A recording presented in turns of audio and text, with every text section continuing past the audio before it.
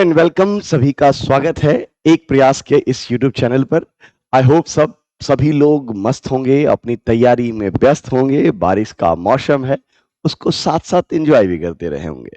आई hope सो कि enjoyment भी जरूरी है, लेकिन ये बात मानिए कि दोनों के बीच एक बैलेंस होना चाहिए। ऐसा ना हो कि आप केवल एंजॉय करते रहें और तैयारियों का भी मजा ना ले पाए। तैयारी के अपने मजे हैं, क्योंकि अगर आप बेहतर तैयारी करते हैं तो उसके बाद जो आप एंजॉय कर पाते हैं अपने लाइफ को, वो अलग ही आप लेवल पर एंजॉय करेंगे।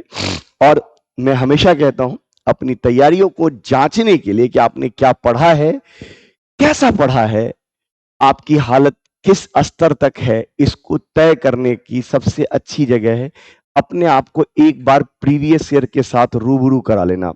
और जब हम बैंकिंग एग्जाम की बात करते हैं, तो बैंकिंग एग्जाम तो और भी प्रैक्टिस प्रैक्टिस और प्रैक्टिस के तहत मानी जाती है, क्योंकि एट द एंड आप कुछ भी पढ़ लेते हैं, कॉन्सेप्ट सीख लेते हैं, लेकिन प्रैक्टिस ही उसको आपकी स्पीड और एक्यूरेसी तक लेकर जाती है। तो हम इस प्रैक्टिस के दायरे में अपनी बात रखते हुए प्रीवियस ईयर सीरीज चला रहे हैं, और ये बैंक की प्रीवियस ईयर सीरीज चल रही है। इससे पहले आप बैंक के प्रीवियस ईयर सीरीज में आरआरबी कलर का पेपर देख चुके हैं, उसकी पूरी प्लेलिस्ट बनी है। आई होप सो आपने उसको बहुत एंजॉय किया होगा, और आपके कमेंट बॉक्स के कमेंट बता रहे हैं कि हाँ, मेरी मेहनत आपके लिए वो फ्रूटफुल है, नो डाउट। तो फिर उसी सीरीज में आज हम आरआरबी पीओ की बात कर रहे हैं। फिर से ये सीरीज बताते वक्त मैं हमेशा प्रीवियस ईयर पेपर की महत्ता बताता हूं, और साथ साथ चाहूंगा कि आप मेरे इस वीडियो को देखने के लिए पेन और पेपर के साथ चलें। आपके पास जब भी कोई सवाल हो तो आप उस सवाल को पॉज करें, सॉल्व करें। उसके बेस के 5 सवाल होते हैं, जैसे लाइक ये सवाल आपके पास होंगे, आप ये सॉल्व करें। उसके बाद आप इसके बेस के 5 सवाल भी सॉल्व करें, और फिर अगर वो आपसे बन जाता है तो बहुत अच्छी बात है। अपने आंसर को मिलाने के लिए वीडियो देखें, और अगर आपको लगता है कि बन गया फिर भी थोड़ा डाउट है और कुछ लोगों से नहीं बना, उनको भी डाउट्स हैं, तो मेरे वीडियो को थोड़ा स्थिर करके देखें। और ये दोनों ही तरीके में आपको वीडियो तो पूरी देखनी पड़ेगी कि हाँ, मैंने कैसे बनाया है, आपने कैसे बनाया है। आंसर मिलाइए और फिर अपनी तैयारी को जांचते चलिए। तो चलिए, मैं आज की सीरीज में शुरू करता हूं, और आज हम बात कर रहे हैं आरआरबी पीओ का जो पेपर हुआ है पिछले साल का मतलब, एक मिनट, पिछले साल का मतलब वो एग्जाम जो 2023 में हुआ, और हम बात कर रहे हैं 5 अगस्त की 2023। 5 अगस्त 2023 की शिफ्ट 1 वाले पेपर में मेमोरी बस्ट पेपर होता है, बट अवेलेबल था आपके डोमेन में, तो मैंने इसको डिस्कस करने की बात की है। तो चलिए, ज्यादा बात ना करते हुए, आपके पास ये सारे पीडीएफ आपको टेलीग्राम पे भी मिल जाएंगे, और आप टेलीग्राम पर इस स्कैन से टेलीग्राम में जुड़ सकते हैं। ठीक है, तो आपके पास पहला सवाल है ये, और आप होप सो इसको आप पॉज करेंगे और इसको बनाएंगे, और इसके बाद इसके बेस के ये 5 सवाल भी आपके पास है। तो आपको 1 मिनट का मैं टाइम दे रहा हूं, बाकी आप अपनी जरूरत के अकॉर्डिंग लंबा पॉज भी कर सकते हैं। चलिए,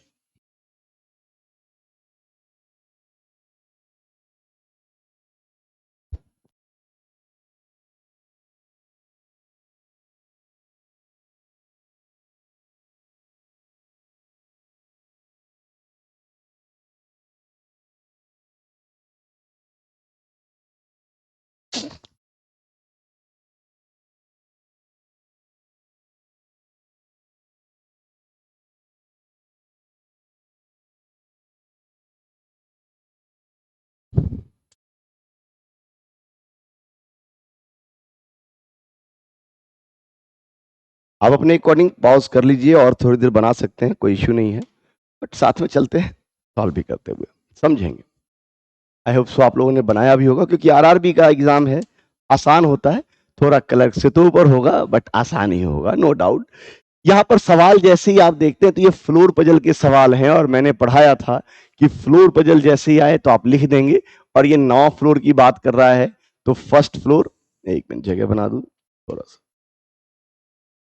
तो ये first, second, third, fourth, 5th 6th 7th 8 और 9, 9 फ्लोर की बात हो रही है। आप चाहें तो यूं लिख दें, चलिए 1, बहुत लोगों को इसमें सहूलियत होती है, इट्स ओके। कई बार दो पॉसिबिलिटी बनानी पड़ती है, देखेंगे। बोला गया एच लिव्स बिलो ई, कितने बिलो ये नहीं बोला गया, लगातार है ये भी नहीं बोला गया।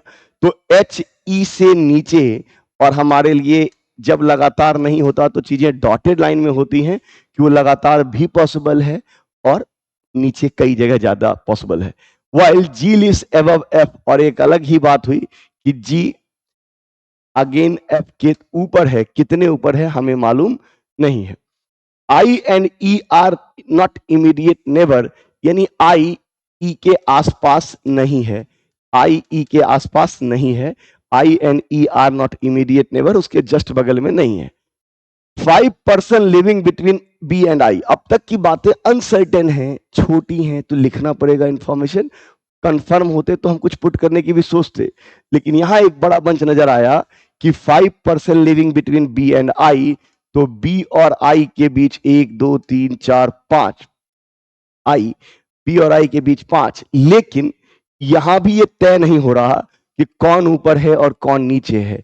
लेकिन मेरे पास जैसे ये बोला गया 5 और बी और आई, तो मेरे माइंड में चला कि इसकी लंबाई खुद में हो गई 7, तो 2 ऊपर 2 नीचे, 1 ऊपर 1 नीचे, ये सॉरी, हाँ आई रिपीट, मेरी बात समझिए कि 3 यहाँ 5 और 2 7 लोग हो गए, जबकि हमें कितने लोग चाहिए 9।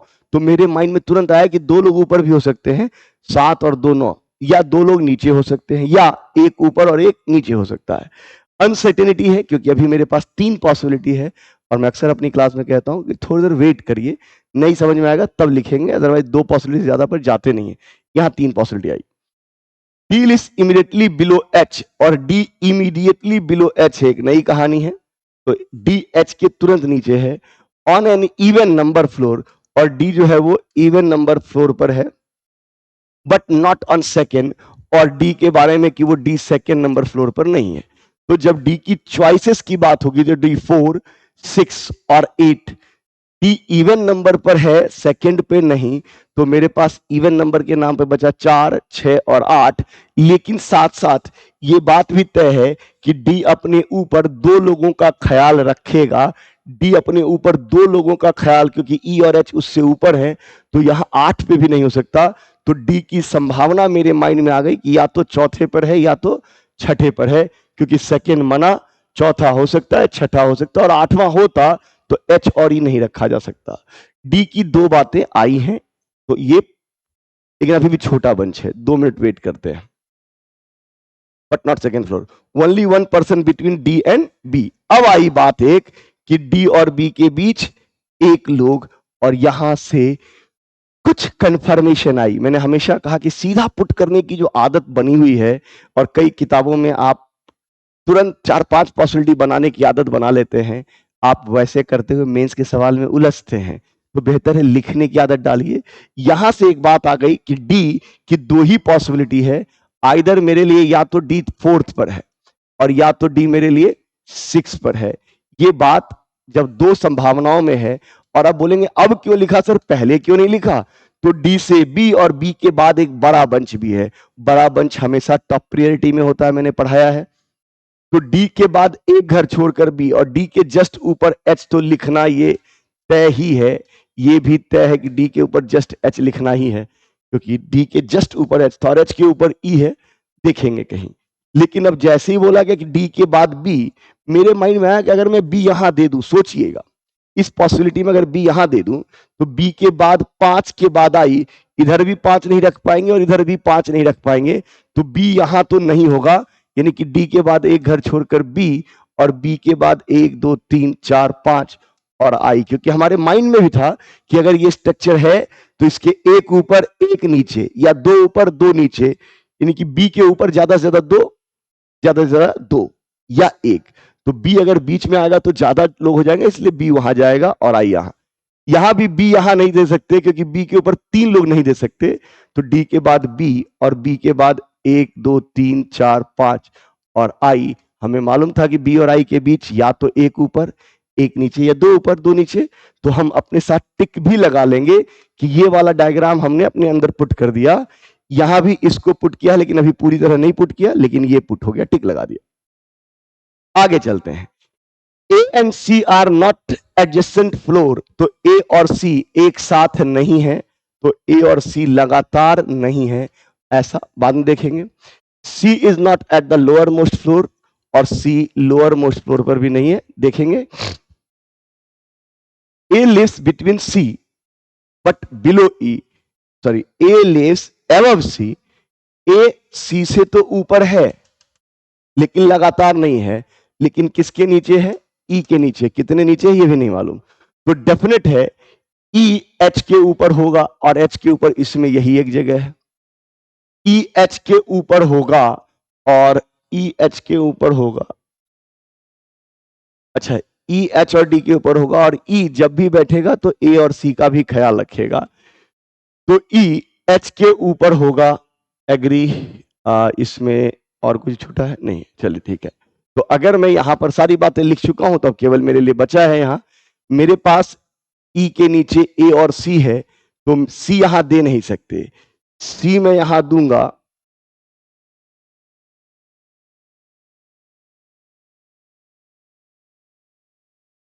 हाँ, एक और बात आ गई, ई आई के आसपास नहीं, ई के आसपास आई नहीं, तो आई यहां है तो इसके आसपास ई दे नहीं सकते, और एच के ऊपर मुझे ई देना ही देना है, तो मैं ई यहीं दूंगा, और ई यहां दूंगा, तो ई के नीचे ए और सी रखने की मजबूरन यही जगह होगी, जबकि सी यहां नहीं, तो ये तरीका मेरा रॉन्ग होगा। डेफिनेट है कि एक तरीका बचा है, और आई के आसपास ई तो ऊपर जा चुका है, ठीक है, तो ये मैंने पूरी तरह डन कर दिया।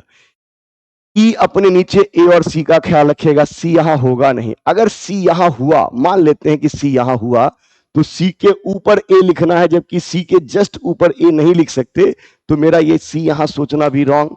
और मैंने पजल में एक बात कही थी, important thing is that rejection, C यहां नहीं, सी यहां हो नहीं सकता, तो सी और ए, और ये भी डन। तो हमारे पास एक बात बची है कि जी एफ से ऊपर और जी एफ से ऊपर, और मेरे पास सवाल आप बन चुका है।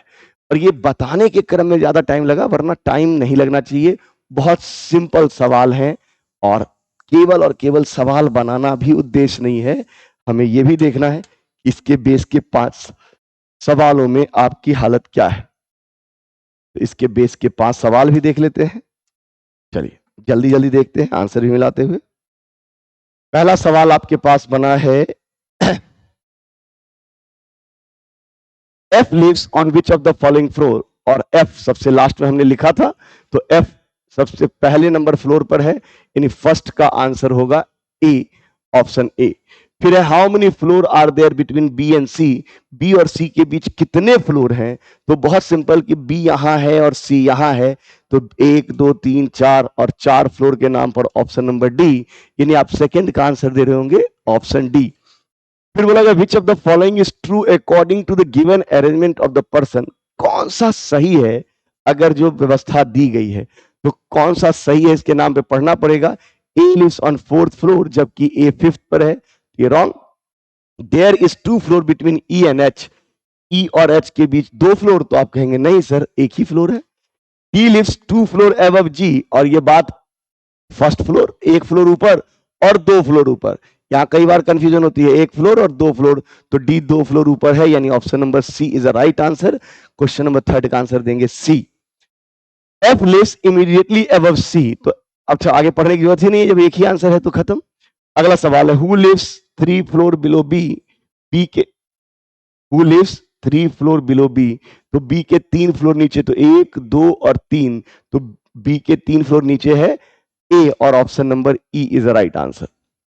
फिर आएंगे बात, तो find the odd from the following, odd निकालना है, तो जी आई ऑल्टरनेट, एक का गैप है, एच ए लिखा हुआ है यहां, तो एच और ए के बीच एक का गैप है, बी और डी लिखा है, तो बी और डी, बी और डी में भी एक का गैप है, ए और जी, ए और जी लगातार हो गए, इसलिए ऑड वन आउट, कि सभी सेट एक दूसरे से एक के गैप के साथ है, ए और जी ऐसा है जो लगातार वाला है, तो ये आसानी से आप आंसर दे सकते हैं। आई होप सो आपको समझ में आया होगा। चलिए नेक्स्ट सवाल पे चलते हैं। और बहुत आसान, क्योंकि जो मेरे स्टूडेंट हैं उनको कोडेड इनइक्वालिटी में तो सवाल ही पैदा नहीं होता कि दिक्कत आ जाए। इतनी प्रैक्टिस कराई है और अभी भी करा रहा हूं। मामला ढक्कनों वाला है, जिन्होंने मुझसे पढ़ा है उनको पता है, तो बहुत आसानी से आप देख के बता सकते हो। तो जल्दी से ट्राई करिए, फिर आगे बढ़ते हैं।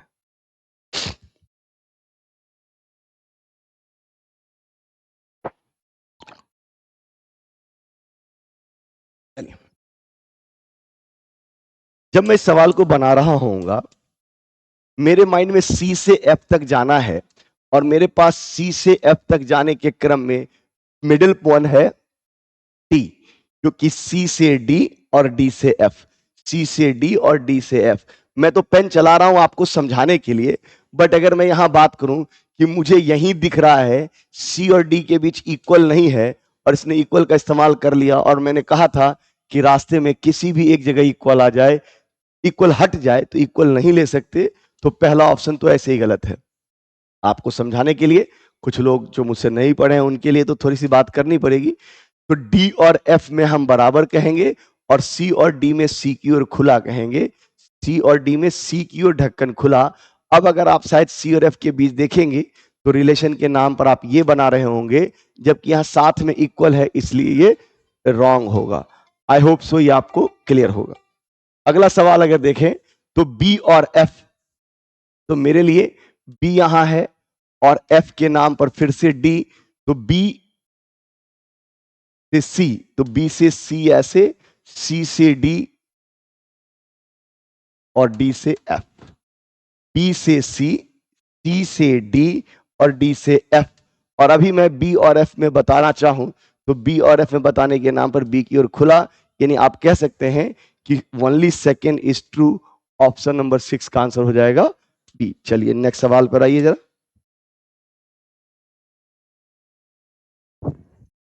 यहां पर कहा गया कि ई और पी, तो मेरे लिए ई यहां है और पी यहां है, और इन दोनों के बीच कॉमन मैन है वाई, यानी कि अगर मैं ई और पी तक जाना चाहूं तो मुझे हर बार वाई के थ्रू ही जाना पड़ेगा, और ई और वाई में आपके पास है इक्वल, और वाई और पी में आप कोई रिलेशन बता ही नहीं सकते, क्योंकि वाई और पी के बीच ढक्कन पलट गए। तो वाई और पी के बीच ढक्कन पलट गए तो आप ई और पी के बीच भी कोई रिलेशन नहीं बता सकते। और ये मैं लिख तो रहा हूं, जो मुझसे पढ़ चुके हैं उनको लिखने की जरूरत नहीं होगी, क्योंकि देखने की आदत डेवलप करिए, क्योंकि यही स्पीड मैटर कराता है। सिमिलर क्यू एंड डी, तो मेरे पास डी यहां है और क्यू यहां है, तो डी और क्यू के बीच भी रिलेशन निकालने के लिए वाई के थ्रू जाएंगे। क्यू और वाई के बीच इक्वल, लेकिन क्यू और वाई, डी और वाई के बीच, डी और वाई के बीच डी की ओर खुला और बराबर। और अब मैं क्यू और वाई में आऊं तो इक्वल हर जगह है और यहां इक्वल नहीं है, और इसलिए कैंसल। और जब ये कैंसल तो आंसर देंगे नाइदर कंक्लूजन 1 और नॉट 2, यानी क्वेश्चन नंबर 7 का आंसर हो जाएगा डी। वजह यहां इक्वल नहीं है। क्लियर है? चलिए नेक्स्ट सवाल पे चलते हैं, जल्दी से बताइए।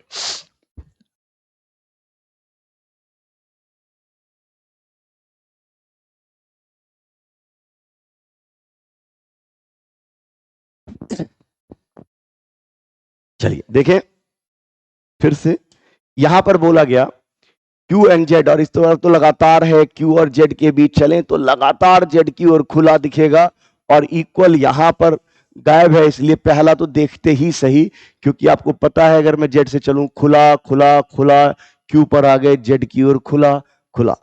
और यू और टी, तो यू और टी में यहां ढक्कन पलट गए, इसलिए कैंसल, यानी इस बार आंसर देंगे ओनली 1 इज ट्रू, और क्वेश्चन नंबर 8 का आंसर हो जाएगा ऑप्शन ए। मुझे लगता है कि इसमें तो कभी भी आपको टाइम नहीं लगना चाहिए, यह हमेशा आपके एग्जाम में बोनस की तरह है। चलिए नेक्स्ट सवाल भी आपके पास है, जल्दी से बताइए।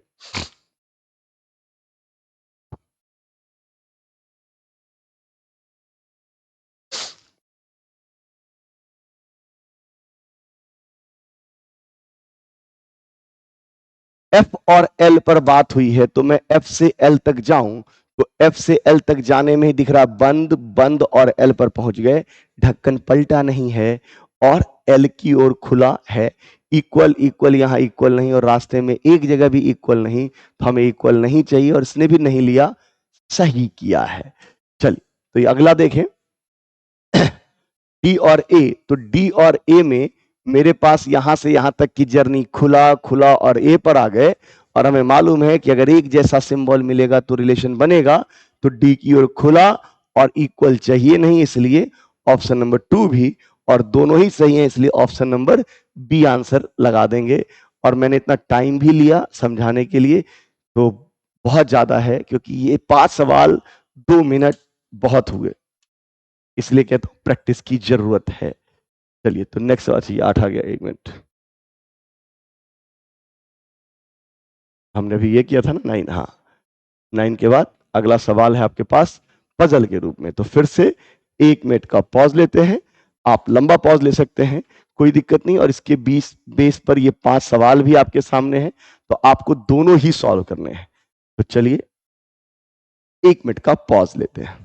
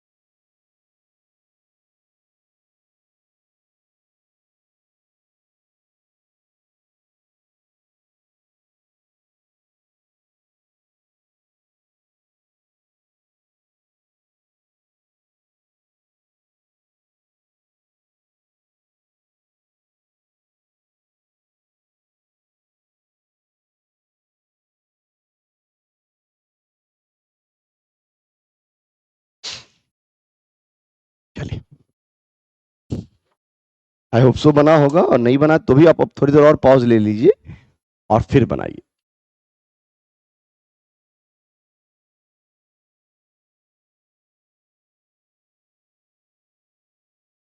बॉक्स पजल है और बहुत आसान होते हैं, बस प्रैक्टिस की जरूरत ज्यादा होती रही है, और ये तो हमेशा से यही है, बैंक का मतलब प्रैक्टिस। हाँ, चलिए, तो देखें, कहा गया एक ट्रांसपोर्ट कंपनी है जो कितने बॉक्स को, तो 7 बॉक्स को अलग अलग देशों से रिसीव कर रही है। यानी कि आपको 7 बॉक्स को अरेंज भी करना है और उनके साथ उनके देशों के नाम बताने हैं। There are 3 box between M and J. बड़ा बंच बना मेरे पास, एम और जे के बीच 3 बॉक्स हैं। लेकिन मैं हमेशा से ये कहता हूं कि तुरंत पॉसिबिलिटी पे मत चले जाइए, 2 मिनट रुक कर जाइए, क्योंकि पता चला कि कई बार आप चीजों में ना कई पॉसिबिलिटियां लिखने लगते हैं, और थोड़ा लिख लेते हैं तो पॉसिबिलिटी अपने आप बहुत जगहों पे घट जाती है। ज्यादा इंफॉर्मेशन, आपकी जरूरतें, जानकारियां जब बढ़ती हैं तो कंफ्यूजन भी घटता है। और जे, एम और जे के बीच 3 है, लेकिन ये बताया ही नहीं गया कि कौन ऊपर है और कौन नीचे है, तो यहां हम अभी पता नहीं कर सकते, तो एरो लगा देते हैं। J is not receive from Denmark, और जे के बारे में कि वो डेनमार्क से नहीं है, यहां क्रॉस लगा देते हैं, अभी रहने देते हैं। लेकिन माइंड में है कि 7 बॉक्स हैं और 3 और 2 5, तो इसके ऊपर 2 हो जाए तब भी 7, इसके नीचे 2 हो जाए तब भी 7, एक ऊपर और एक नीचे हो जाए तब भी 7। यानी एम जहां भी होगा तो उसके ऊपर ज्यादा से ज्यादा 2 और उसके नीचे ज्यादा से ज्यादा 2 ही लोग होंगे, हम बाद में देखेंगे। फिर बोला गया there is the only 2 boxes between M and which receive from Brazil, और इसको आगे भी बढ़ाया गया, M is above from Brazil. ठीक है भाई, एक अलग जानकारी है कि एम और ब्राजील के बीच 2 बॉक्स है, तो ठीक है। और ये बोला गया कि एम ब्राजील से ऊपर है, डेफिनेटली है कि ब्राजील, यानी एम अगर नीचे होता, सोचिए इस डब्बे में, अभी मैंने बोला कि इस डब्बे को देखकर मेरे माइंड में चल रहा है कि या तो इसके ऊपर 2 लोग आ जाएं तब भी 7 लोग हो जाएं, क्योंकि 5 है, और इसके नीचे 2 लोग आ जाएं तब भी 7 लोग हो जाएं।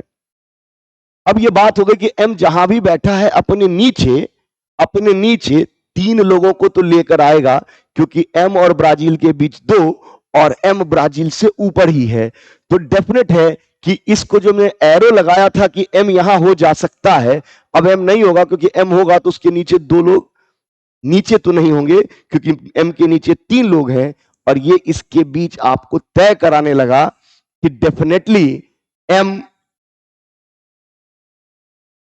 ऊपर ही होगा, क्योंकि अगर एम नीचे होगा तो उसके नीचे 2 लिखकर आप ब्राजील और 2 से ज्यादा जोड़ने की स्थिति में आप नहीं है। यानी कि अभी थोड़ी देर रुककर आपने इन दोनों को अगर देखा तो ये डेफिनेट है कि एम और जे में जो हम अब तक आइदर लेकर चल रहे थे, एम ऊपर ही होगा। ये बात अब आप शायद श्योर हो चुके होंगे और यही फायदा है जब आप चीजों को बनाते हैं। यानी कि ये बात कि एम डेफिनेटली ऊपर है और एम के बाद 1-2 छोड़कर यहां ब्राजील है।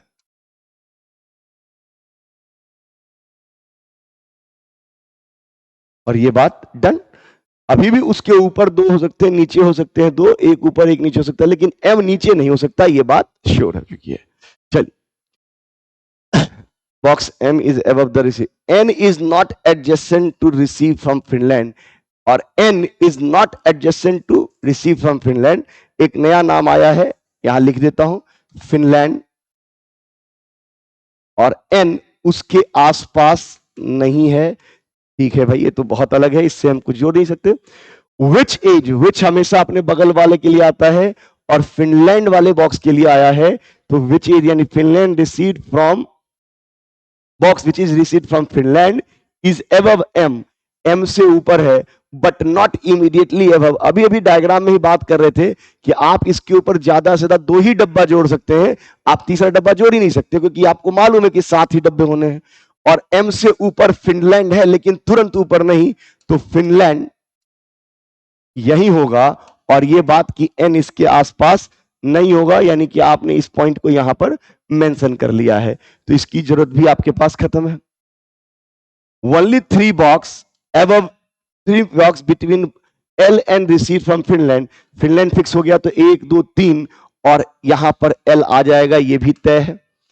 फिर बोला गया the box which is receive from Hungary is immediately above L, तो हंगरी, बहुत सिंपल सवाल है।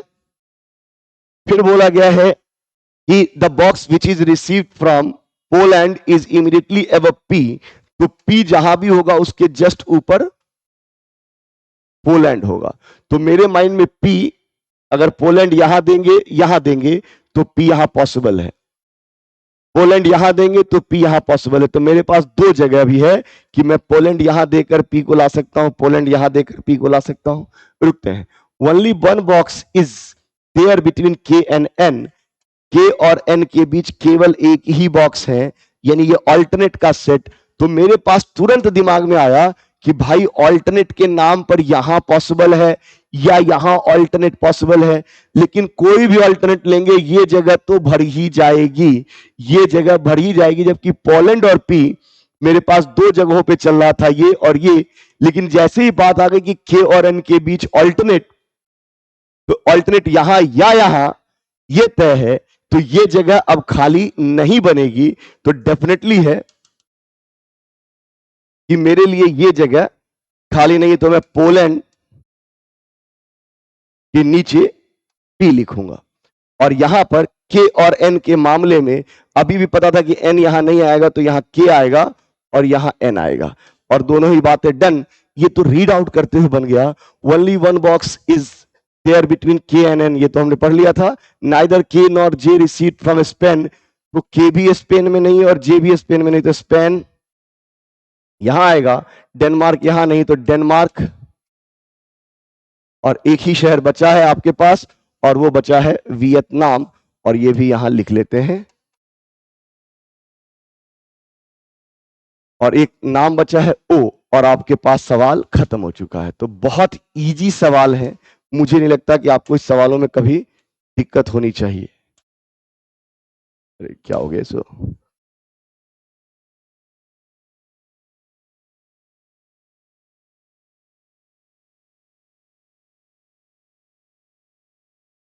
चलिए, तो हमने केवल सवाल ही बनाने का टारगेट नहीं रखा, इसके बेस पर जो क्वेश्चन पूछे जाते हैं, पजल ही नहीं बनाना है, इसके बेस पर जो क्वेश्चन पूछे जाते हैं हमें उसकी भी बात करनी है, क्योंकि प्रैक्टिस का मतलब दोनों ही हिस्से हैं।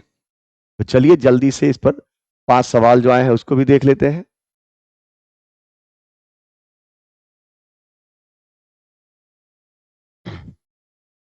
पहला सवाल है विच of the following box is received from country Vietnam, सबसे लास्ट में वियतनाम ही लिखा था, तो जे आंसर होगा, यानी ऑप्शन नंबर ई। फिर बोला गया which of the following condition is correct regarding the Spain and box N, N और स्पेन, एन और स्पेन के बीच एक का गैप है, तो there is a one box between, एक बॉक्स नहीं है, ये लगातार है, इसलिए पहला तो cancel. N is immediately above, तो एन इज इमीडिएटली अबव नहीं है, बिलो है, तो ये भी कैंसल।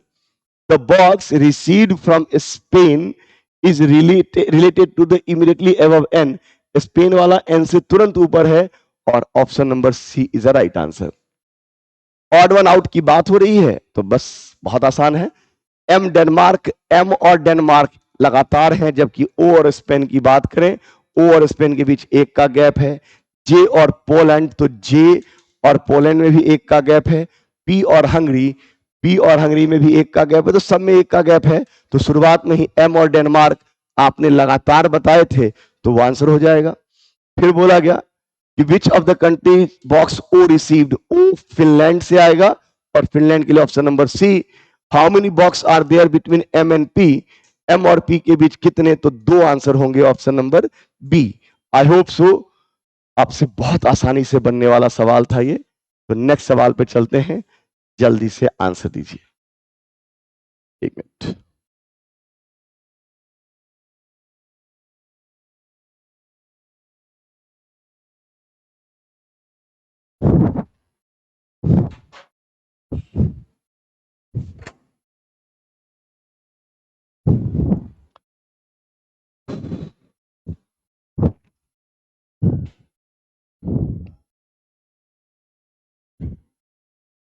चलिए,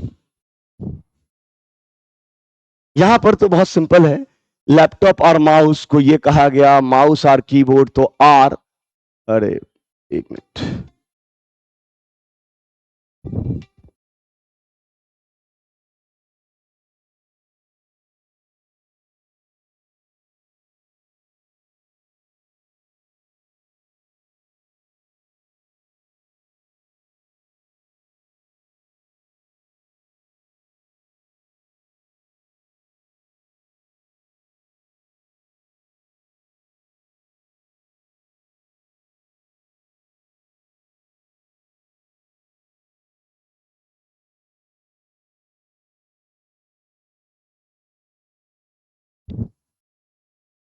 चलिए, आई होप सो बन गया होगा।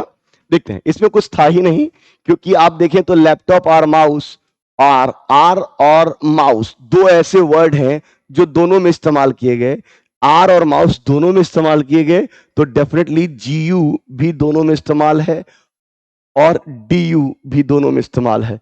आपसे पूछा गया आर का कोड, आर दोनों में इस्तेमाल है, तो जो भी दोनों में इस्तेमाल होगा वही आर का कोड होगा, तो जीयू या डीयू, और इसलिए ऑप्शन नंबर ए और सी। तो ये तो बहुत आसान वाला सवाल है, जल्दी से नेक्स्ट सवाल पर चलते हैं। और नेक्स्ट सवाल है फिर से आपके पास, फेसिंग इनसाइड द सेंटर, यानी कि सिटिंग अरेंजमेंट। तो फिर से एक मिनट का पॉज लेते हैं, और आपको केवल सवाल नहीं बनाना, इसके बेस के ये 5 सवाल भी बनाने हैं।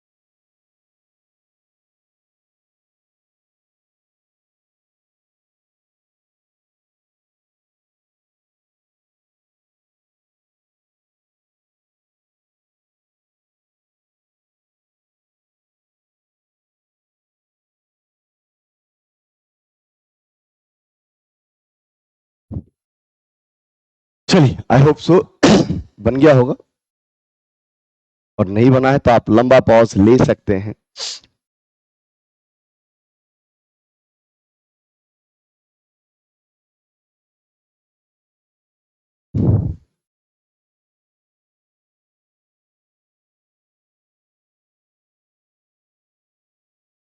चलिए, बोला गया 8 पर हाँ, आज थोड़ी आवाज के लिए माफी चाहूंगा, गला बैठा हुआ है, बट फिर भी बहुत दिनों से क्लास नहीं हो रही थी। मैंने पेपर की प्रीवियस पेपर सीरीज रुकी हुई थी, तो मुझे लगा कि नहीं, आज आना चाहिए, तो इसलिए आज रिकॉर्ड कर रहा हूं, और फिर ये लगातार जारी रहेगा। तो इसलिए कहता हूं कि सेशन को शेयर भी किया कीजिए। कई बार हमें लगता है कि हमारी मेहनत को सही मोटिवेशन चाहिए, और वो मोटिवेशन कुछ है नहीं, आपका शेयर और लाइक, यानी ओवरऑल आपका प्यार। और मैं चाहूंगा कि आपका प्यार बनेगा, और मैं ऐसे ही मेहनत करता रहूंगा। चलिए, तो चलते हैं एक सवाल के साथ इस बात पे। 8 लोग हैं, एक sitting around a circle, some of them facing inside and some of them facing outside. और पहली लाइन शुरुआत हुई, R is third to the right of S. तो 1 2 3 4 5 6 7 8, 8 लोगों की बात है, तो आमने सामने का ख्याल रखना होगा। रख लिया भाई।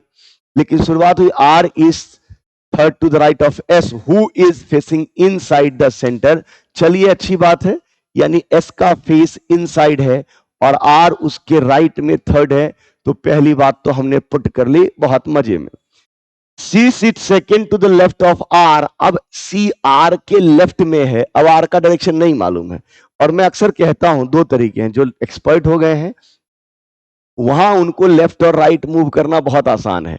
कई लोग अभी एक्सपर्ट नहीं हुए हैं। एक्सपर्ट और नॉट एक्सपर्ट में केवल एक अंतर है, प्रैक्टिस। कोई प्रैक्टिस करने लगा है तो दिमाग में उसको राइट और लेफ्ट की उलझन खत्म हो चुकी है, और जो लर्नर होते हैं उनको लेफ्ट राइट की उलझन बनी रहती है। तो मैं अभी लर्नर के रूप में सोचता हूं, क्योंकि बहुत सारे लोग होंगे जो अभी इस मेथड को जानेंगे, प्रैक्टिस करेंगे। तो यहां पर जैसे ही बात होगी, C sit second to the left of R, seat seat second to the left of R. पहला मुद्दा आया आर के लेफ्ट, आर का फेस मालूम नहीं, तो आप कह सकते हैं सर इधर भी उधर भी, और फिर उलझ जाएंगे। तो मैं बाद में देखूंगा, पहले लिख लेता हूं, C seat second to the left of R. तो मेरे लिए रेफरेंस है आर, और मैं आर को मार्क कर लूंगा कि ये लाइन मैं आर के पॉइंट ऑफ व्यू में लिख रहा हूं। और सी सिट सेकेंड, और लीनियर में अगर लिखते, जब ये मानते हुए कि आर का फेस नॉर्थ है, तो हम ऐसे लिखते। तो मैं मार्क कर लेता हूं रेफरेंस को। जिनको पता है, जिन्होंने मुझसे पढ़ा, उनको मालूम है, T sit third to the right of C, तो सी के राइट में थर्ड। एक अलग बात कि आज का रेफरेंस है सी, और सी के राइट में थर्ड है टी, और ये भी मैंने मार्क कर लिया, राइट में थर्ड। ये मानते हो कि सी नॉर्थ में है, बाद में देखेंगे सर्कल में कैसा। K sit second to the left of C, reference C है, और के सी के लेफ्ट में सेकेंड, तो सी रेफरेंस है, सी के लेफ्ट में के। और मेरे माइंड में ये भी चल रहा है कि आर और सी के बीच एक, सी और के बीच एक, तो डेफिनेटली आर यही होगा, बाद में देखेंगे। M sit second to the right of R, R के राइट में एम सेकेंड, और यहां रेफरेंस है आर, तो एम आर के राइट में एम सेकेंड, आर और एम के बीच एक, आर और सी के बीच एक, तो पक्का है कि एम यहां होगा, लेकिन ये बाद में देखेंगे। चलिए, फिर बोला गया M sit second to the right of R हो गया, B sit third to the right of M, B sit third to the right of M, और एम के राइट में बी थर्ड, तो मेरे लिए एम और बी के बीच दो, और B sit third to the right of M, and does not sit second to the right of S, S के राइट में बी यहां नहीं है, ये तो मेरे इनिशियल डायग्राम में है। मैं चाहूं तो इसको डायरेक्ट भी पुट कर सकता हूं, इसमें कोई समस्या नहीं है। मैं जरूरी नहीं कि ऐसे ही बनाना है, मैं उनके लिए बना रहा हूं जिनको यहां अभी लेफ्ट राइट में प्रॉब्लम है। धीरे धीरे प्रैक्टिस से कर लेंगे। आप चाहें तो डायरेक्ट वाला भी फॉलो कर सकते हैं, मैंने दोनों बताया है, बट तत्काल आप शायद समझ रहे होंगे जो मुझसे पढ़े हैं। K and R face the same direction, और हम हमेशा एक बात करते रहते हैं कि सेम डायरेक्शन और अपोजिट डायरेक्शन, क्योंकि मैं मानता हूं कि लर्नर लैंग्वेज में ही उलझा हुआ है। लैंग्वेज में पढ़ना, उधर सोचना, फिर पढ़ना, उधर सोचना, फंस जाता है बेचारा। इसलिए लैंग्वेज को एक बार साइड करते हैं, बाद में सोचते हैं। तो यहां पर बोला गया कि K and R face the same direction, तो के और R same, but opposite to B, तो के और बी अपोजिट है। B and T face opposite direction, तो बी और टी अपोजिट वाले लोग हैं। H sit second to the right of B, B के राइट में एच सेकेंड है, बाद में निपटेंगे। फिर बोला गया है M and H face same direction, M और एच सेम डायरेक्शन में है, और फिर but in opposite direction of T, यानी एम और टी अपोजिट डायरेक्शन में है। यानी सारी बातें लिखने के बाद लैंग्वेज की सरदर्दी खत्म, मैं लैंग्वेज पर जाऊंगा ही नहीं, मेरे लिए लैंग्वेज डायग्राम में कन्वर्टेड है। हम कोशिश करते हैं धीरे धीरे एक्सपर्ट बनने की, और एक्सपेक्टेशन ये है कि इसको डायरेक्ट पुट करते चले जाएं, बट आप अभी लर्निंग हो सकते हैं, तो हम ऐसे लिख लेते हैं। अब ये मालूम है कि आर टी एम, आर के बाद अगर मैं लेकर चलूं तो मेरे पास एम के बाद आर, आर के बाद एक घर छोड़कर सी, तो आर एक मुद्दा है मेरे लिए। आर के बाद यहां का डायग्राम कह रहा है, या इसको रहते हैं सी। चलिए नहीं समझ में आया तो कोई बात नहीं, आर जहां भी है, अगर मैं आर के बाद एक घर छोड़कर सी यहां लिख लूं, मान लीजिए, तो आप कहेंगे सर एक ही तरीका क्यों, आप दूसरा भी लेकर चलिए। तो मान लेते हैं, तो मेरे लिए एस फिक्स था, आर फिक्स था, और अब सी यहां ले लिया। तो सी के बाद एक घर छोड़कर जिधर आर गए उधर ही आगे बढ़ते हुए एम लेंगे, तो सी के बाद आर और आर के बाद एक घर छोड़कर एम, सी के बाद आर और आर के आगे बढ़ते हुए एम, और इससे आर के राइट में एम और आर के क्लॉकवाइज में एम, और क्लॉकवाइज में तब जब आर का फेस बाहर, तो डेफिनेटली यहां आर का फेस अंदर हुआ होगा, और ये पॉइंट डन। सी आर, तो सी के जिधर गए आर, अगर सी से आर गए तो आर के बगल में टी, तो सी से एक घर छोड़कर आर गए, आर के बगल में टी और एम, सी से गए आर, टी और एम, ये तो यही कह रहा है आरटीएम लगातार है, लिख दिया।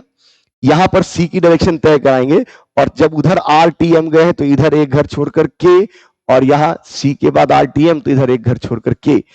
सी के लेफ्ट में के, सी के लेफ्ट में के, और लेफ्ट क्लॉकवाइज तब होता है जब सी अंदर की ओर होगा, तो डेफिनेटली दूसरा वाला बाहर की ओर होगा। आप चेक कर लीजिए, एक पर फोकस करेंगे दूसरा अपने आप निकल जाएगा। एम के बाद दो घर छोड़कर बी, तो एम के बाद एक दो बी यहां होगा नहीं, मना कर रखा है, और एक दो बी ये जगह गई क्योंकि यहां पर एस रखा है। एम के बाद दो घर छोड़कर बी और एम के बाद दो घर छोड़कर बी, दोनों ही जगहों पे पॉसिबल है, तो एम और बी, तो बी यहीं कहीं होगा, देखेंगे। तो अब मेरे लिए बी और एच के बीच एक, तो बी और एच के बीच ऑल्टरनेट कहीं भी हो सकता है, देखेंगे। तो यानी कि ये दोनों डन है, बाकी ये दोनों बाकी है। अब अगर मैं बात करूं तो के और आर का डायरेक्शन सेम है, तो यहां आर बाहर की ओर आया है, तो के की भी डायरेक्शन में बात करूं तो के बाहर की ओर आएगा। के और बी अपोजिट है, तो के अगर बाहर की ओर आया है तो बी इनसाइड, और मेरे लिए बी के राइट में एच, तो बी मेरे लिए यहां लेना पड़ेगा, तभी बी के इनसाइड और बी के राइट में एच लेंगे। और मैं यहां पर एम के दो घर, एम के राइट में बी, तो एम के राइट में अगर बी ले रहा हूं तो यहां एम को भी इनसाइड करूंगा, और ये भी मैंने डन कर लिया। आई होप सो ये आपको समझ में आया होगा। अभी आए तो एम और एच सेम है, तो ऐसे एम अंदर तो एच भी अंदर निकल कर आया। के और बी अपोजिट है, तो के बाहर और बी अंदर ऑटोमेटिक यहां दिख रहा है। बी और टी अपोजिट है, तो बी अंदर तो टी बाहर की ओर दिख रहा है। और एम और टी अपोजिट है, और दोनों अपोजिट दिख भी रहे हैं, और लास्ट वाला तो सवाल मिल जाता है तो लगता है कि हाँ सही बनाया है। आई होप सो आपको समझ में आया होगा। आप डायरेक्ट पुट डाउन भी कर सकते हैं, कोई समस्या नहीं है। तो चलिए, केवल सवाल ही नहीं बनाना है, फिर से अपनी बात कि हमें इसके बेस पर जो 5 क्वेश्चन पूछे जाते हैं वो भी देखना है। चल देखें,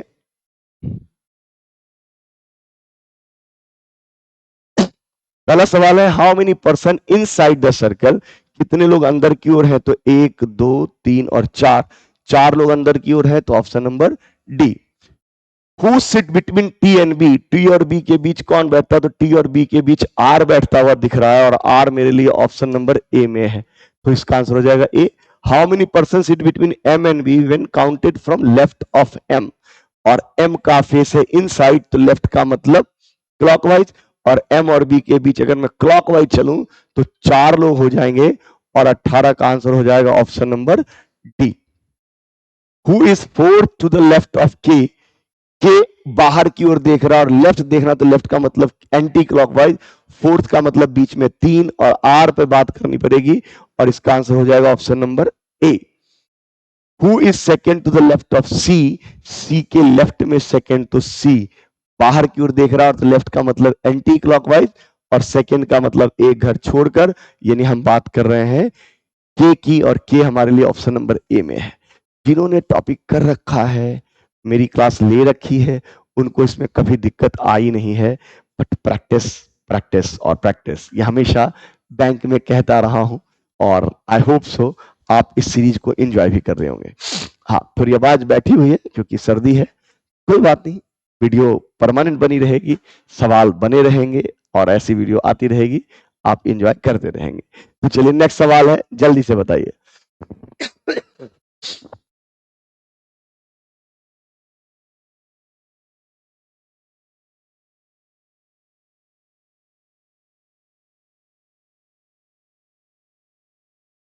7846341 कहा गया कि 1 is added to each even digit, तो जितने इवेंट डिजिट है उसमें एक ऐड करना है, तो ये हो गया 9, यहां भी जोड़ेंगे तो 5, यहां हो गया 7, और यहां हो गया आपके पास 5।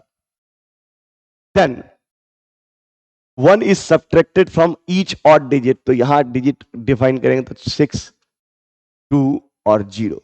तो बोला गया then how many number are repeated in new number form, जो नया नंबर फॉर्म होगा उसमें कितने रिपीट होंगे, तो 5 जो है कितनी बार रिपीट दिख रहा है, 2 बार, और 6 तो रिपीट नहीं है, बाकी कोई रिपीट नहीं है, तो केवल एक नंबर ऐसा है 5 जो 2 बार रिपीट हो रहा है, इसलिए आंसर हो जाएगा 1। बहुत इजी सवाल है, चलिए नेक्स्ट सवाल पे चलें। ऑड वन आउट, और भी आसान सवाल जल्दी से बन जाएगा।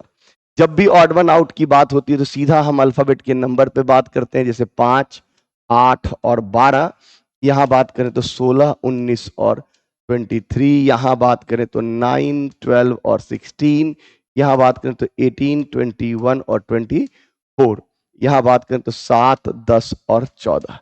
तो मैं अगर यहां देखूं तो इसके बीच का डिफरेंस है 3, और यहां पर है 8, 4, 12, यहां भी 3 और यहां 4 का डिफरेंस, यहाँ 3 का और यहाँ 4 का डिफरेंस, यहाँ पर 16 और 3 19, 19 और 4 23, जबकि यहाँ दिख रहा है 18, 3 21, और 21 और 3 24, और यही मेरे लिए सारे के सारे सीरीज 3 और 4 के गैप के साथ है, जबकि ये 3 और 3 के गैप के साथ है, इसलिए ऑड वन आउट है।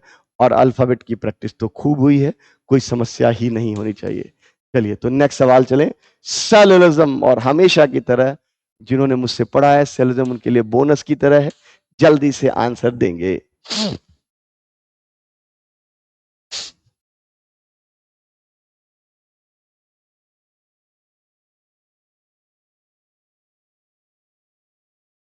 चलिए, जिन्होंने मेरे मेथड से पढ़ा है पहले उनसे बात कर लेते हैं, और फिर डायग्राम की भी बात कर लेते हैं, और मैंने तो दोनों ही पढ़ाया है। देखते हैं। एक्शन, ड्रामा, तो एक्शन और ड्रामा ये मेरे लिए जेड बना हुआ है, तो सम प्लस ऑल, एवरी का मतलब होता है ऑल, सम प्लस ऑल के केस में सभी सम वाले सही, जिन्होंने रिमार्क याद किया होगा उनके लिए तो पहला सही। एक्शन, फ्रैक्शन, फिक्शन, तो एक्शन मेरे पास है यहां, एक्शन और फिक्शन, एक्शन कहां है, movie, drama, drama, movie, okay.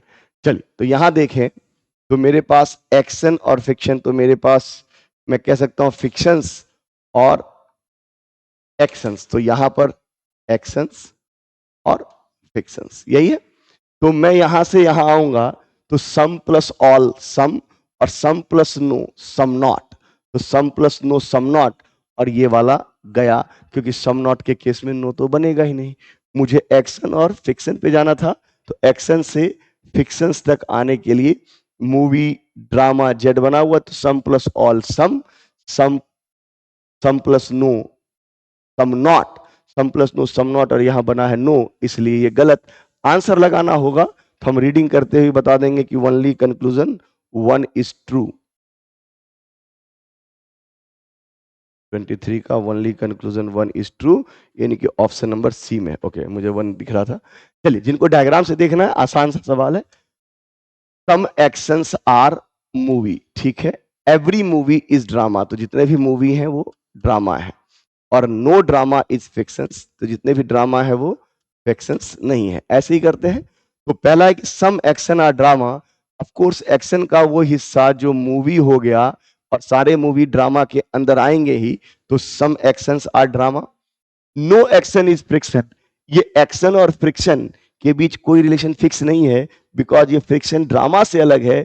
ये फ्रिक्शन यहां भी हो सकता है, तब भी वो ड्रामा से अलग हो सकता है। तो जहां पर सर्कल अटैच नहीं होते, अनसर्टिनिटी होती है, वहां हम कुछ भी बता नहीं सकते। तो डायग्राम से भी आसान था। चलिए नेक्स्ट सवाल पे चले। नेक्स्ट सवाल जल्दी से आंसर दें।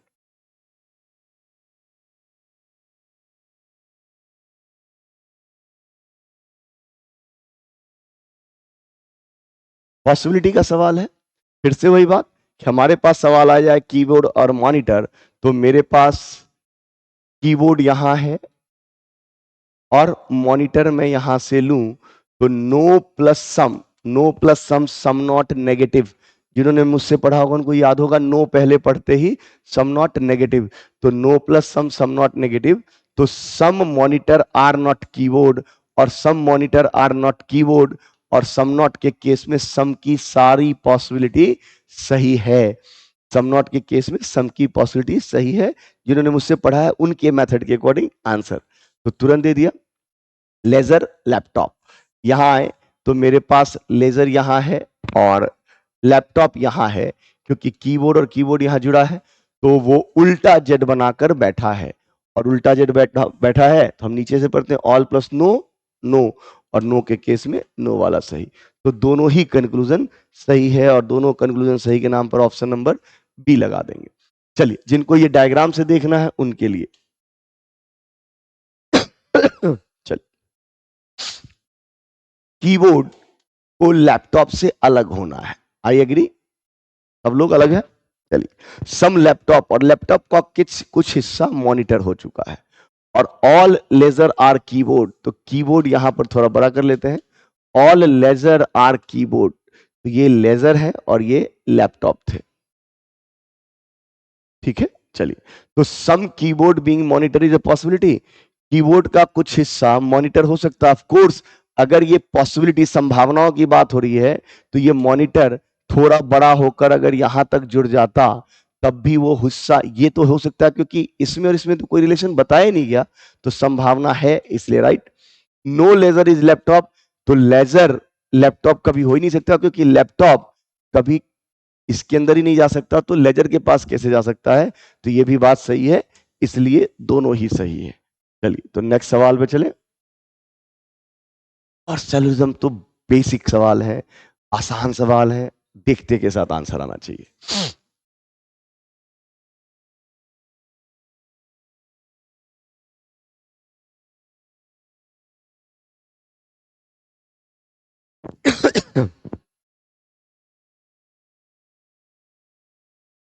चलिए, सिलेंडर्स एंड रिच, तो मेरे पास सिलेंडर और रिच एक ही स्टेटमेंट में है, और वो स्टेटमेंट है नो, और नो के केस में कोई पॉसिबिलिटी बताई ही नहीं, काट दिया। रिच, सिंपल, और रिच और सिंपल की बात करें, तो रिच और सिंपल मेरे पास, रिच और simple, some rich are not simple, तो मेरे पास रिच से सिंपल पर जाने के लिए रिच, सिंपल, और कहीं है सिंपल नहीं है। तो चलिए, तो मुझे पहले यहां ये सम प्लस सम सीढ़ी टूट गई, तो मैं आगे पीछे जा ही नहीं सकता, खत्म करते हैं ना। जब सीढ़ी ही टूट गई तो आगे क्या करेंगे, तो आंसर हो जाएगा नन फॉलो। और आंसर के बाद आते हैं जिनको डायग्राम से देखना है, only a few. Only a few के लिए आप ऐसा डायग्राम बनाते हैं कि सिलेंडर का कुछ हिस्सा डिजाइन तो हो, लेकिन कुछ हिस्सा ना हो। सम डिजाइन आर सिंपल, और सिंपल डिजाइन का कुछ हिस्सा सिंपल भी है। नो रिच इज सिलेंडर, यानी कि सिलेंडर को किससे अलग होना है? रिच से। All cylinder being rich is a possibility, क्या सारे के सारे सिलेंडर रिच हो सकते हैं? या सिलेंडर को मना कर रहा है कि नहीं भाई आप इसमें जुड़ ही नहीं सकते, तो सिलेंडर कभी रिच हो सकता है? तो आप कहेंगे कैसे होगा भाई, मना कर रखा है तो नहीं हो सकता। Some rich is not simple, rich का कुछ हिस्सा सिंपल हो सकता है और कुछ नहीं, ये गारंटी नहीं है। सिलेंडर को किससे अलग होना? रिच से। सोचिए कि अगर रिच यहां हो जाए तो भी वो इससे अलग है, और उस केस में सारे के सारे रिच सिंपल हो सकते हैं, तो ये अभी अनसर्टेनिटी होती है और वहां हम कोई रिलेशन नहीं बताते, इसलिए आंसर होगा none follows, option number D. चलिए नेक्स्ट सवाल पे चलते हैं। फिर से सेलुलिज्म, जल्दी से आंसर दीजिए।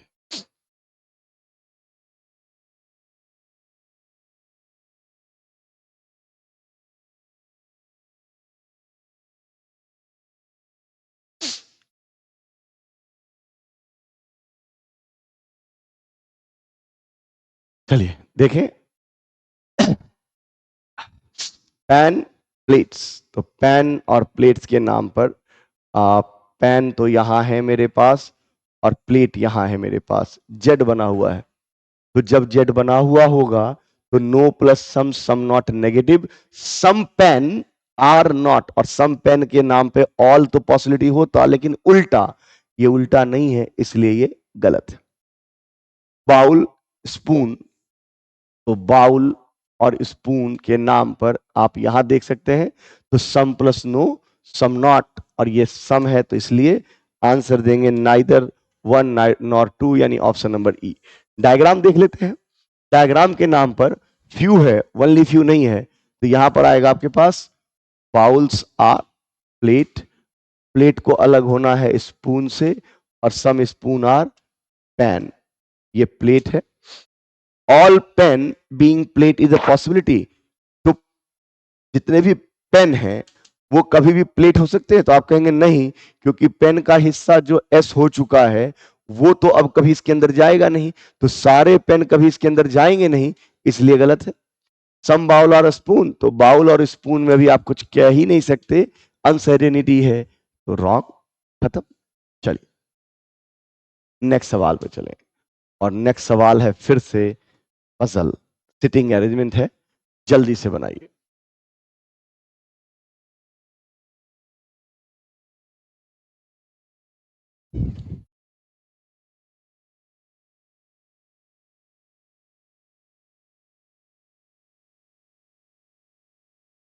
आइए देखते हैं।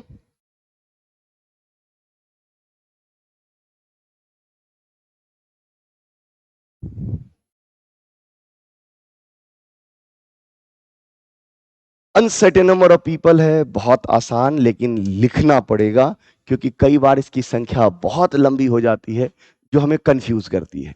देखते हैं, बोला गया ओनली 4 पर पीपल बिटवीन एच एंड जी, तो एच और जी के बीच 4 लोग हैं और अभी अनसर्टेनिटी है, लेफ्ट राइट का पता नहीं, लिख लेते हैं। 15% बिटवीन एच एंड जे, संख्या बड़ी दिख रही है, जे एंड ए के बीच 15 लोग हैं, लेफ्ट राइट का पता नहीं, एरो लगा दिया। D sit second to the left of G, अब बात आई कि जी के लेफ्ट में डी सेकेंड, और डी यहां, सेकेंड का मतलब एक छोड़कर, D sit second to the left of G, H sit 8 from the left end, और ये बड़ी खुशी की लाइन होती है जब लीनियर अरेंजमेंट होता है, क्योंकि एक किनारा मिल जाता है, जब वहां पता ही नहीं कितने लोग हैं, एक किनारा मिल जाना यानी कि अब उधर की झंझट खत्म हो जाती है, तो यहां पर आप पढ़ते हैं H sit 8 from left end of the line, यानी 1 2 3 4 5 6 7 8, और अब ये तय है कि इधर इससे ज्यादा लोग नहीं बैठेंगे, और ये बात आपके मन में आई हुई है कि एच और जी के बीच 4, तो आप चाहें तो पुट भी कर सकते हैं, तो 1 2 3 4 और जी यहां लगा दें। आप कह सकते हैं सर इधर ही क्यों, तो ये दूसरी पॉसिबिलिटी भी ले लेते हैं, 1 2 3 4 5 6 7 8 और एच और जी के बीच 4, तो 1 2 3 4 और जी, जैसे ये लगाया तो जी के इधर डी फिक्स है, डी यहां और डी यहां, ये तय है कि दोनों ही लाइनों में अब इधर की सरदर्दी खत्म हो गई, और मेरे पास पुट करने लायक एक पॉइंट बचा हुआ है, जे और ए के बीच 15, अभी इसको पुट नहीं कर सकते। देखते हैं। F sit 4 to the right of D, D के राइट में एफ फोर्थ, यानी बीच में 3 और एफ यहां, और डी के राइट में फोर्थ। इसको थोड़ा छोटा कर लें, स्पेस की कमी है, दैट्स व्हाई। चलिए, तो बोला गया कि डी के राइट में फोर्थ, तो डी के राइट में फोर्थ, तो बीच में 3 लोग होंगे और एफ डी के राइट में ये सवाल है, F sit 4 to the right of D, ठीक है। As many people sit between H and F, H और एफ के बीच जितने लोग हैं उतने ही एफ और बी के बीच में हैं, यानी F is exactly between F और बी। तो एफ और बी के बीच एफ बीच में आना है, तो एच और एफ के बीच 2, तो उतने ही, यानी 1 2 छोड़कर बी यहां पर 1 2 3 4 5 6, एच और एफ के बीच 6, तो ये तो और जगह बनाने की डिमांड कर रहा है भाई, हम जगह ही देते हैं पहले। तो एच यहां पर 1 2 3 4 5 6, तो यहां भी 1 2 3 4 5 और 6, और यहां मेरे लिए हो जाएगा बी। चलिए भाई, ये भी हमने यूज कर लिया। 1 मिनट, गुड वन। तो सवाल आपके लिए स्पेस, आई होप सो दिख रहा होगा। फिर बोला गया कि C sit third to the right of B, B के राइट में सी थर्ड, और ये वाला पार्ट यहां गलत, क्योंकि बी के राइट में अगर लिखेंगे तो थर्ड का मतलब 2 छोड़ के लिख ही नहीं पाएंगे, और बी के राइट में सी थर्ड, यानी 2 छोड़कर आपने यहां लिख दिया C third to the right of B. The number of people sitting between H and D is 1 less than the number of people sitting right of C. तो H और किसके बीच बोला गया, H और D के बीच जितने लोग हैं, पता नहीं कितने लोग हैं, C के राइट जितने लोग हैं उससे एक कम है। तो C के राइट में जितने लोग हैं, number of people sitting to the right of C से एक कम है number of people H and D। और यहां H और D के बारे में आपको पता चल गया कि H और D के बीच 2 हैं, तो यहां की संख्या अगर 2, तो C के राइट में 3 लोग, और ये भी एक खुशी देती है कि सी के राइट में 3 लोग, यानी अब उधर भी नहीं जोड़ सकते, तो लाइन फिक्स हो गई।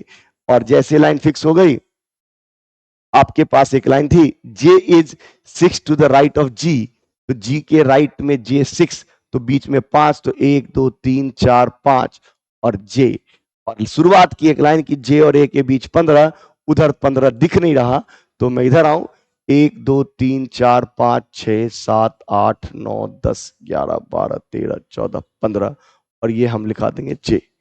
1 मिनट, ठीक है। आई होप सो यहां पर आपको समझ में आया होगा, कोई डाउट नहीं होना चाहिए। जे नहीं, ए आएगा ना, जे और ए के बीच, तो जे यहां है तो ए यहां लेना पड़ेगा। क्लियर है? चलिए, तो अब इसके बेस पर हम 5 सवाल भी हैं, उसको भी देख लेते हैं। चलिए देखते हैं।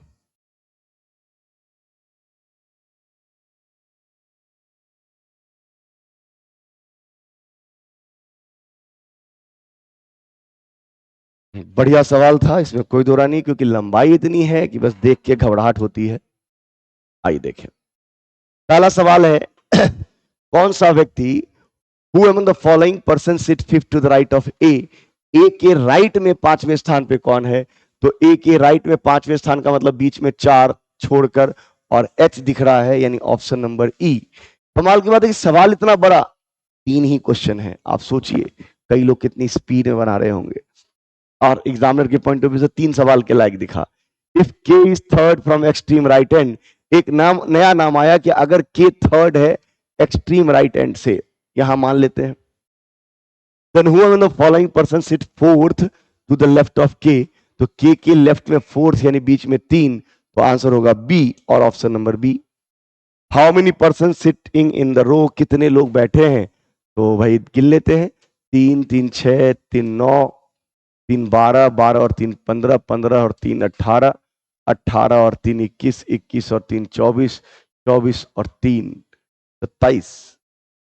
गड़बड़ किया, 27 ऑप्शन में भी तो है। एक बार फिर से गिन लेते, 3 3 6 3 9 इन 12, 12 3 15, 15 और 3 18, 3 21, 21 3 24, 3 28। चलिए 28 लोग बैठे हैं, सिंपल सवाल था। चलिए नेक्स्ट सवाल पे चले।